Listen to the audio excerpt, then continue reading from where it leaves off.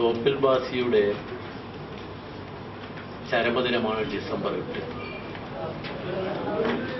തോപ്പിൽ ബാസി കേരളത്തിൻ്റെ പുരോഗമന പ്രസ്ഥാനത്തിൻ്റെ വളർച്ചയിൽ ഏറ്റവും വലിയ സംഭാവന നൽകിയ ഒരു സാമൂഹ്യ പ്രവർത്തകനും രാഷ്ട്രീയ പ്രവർത്തകനും നാടകകൃത്തും എല്ലാമുണ്ട്. ബാസിയുടെ ഓർമ്മക്കായി തലസ്ഥാനത്ത് പ്രവർത്തിക്കുന്ന ഒരു പ്രധാനപ്പെട്ട സംഘടനയാണ് തോപ്പിൽ ബാസി ഫൗണ്ടേഷൻ. ഫൗണ്ടേഷൻ എല്ലാ വർഷവും തോപ്പിൽ ബാസി അവാർഡ് തീരുമാനിക്കാറുണ്ട്. സാഹിത്യരംഗത്തെ മികച്ച പ്രവർത്തനത്തിനാണ്.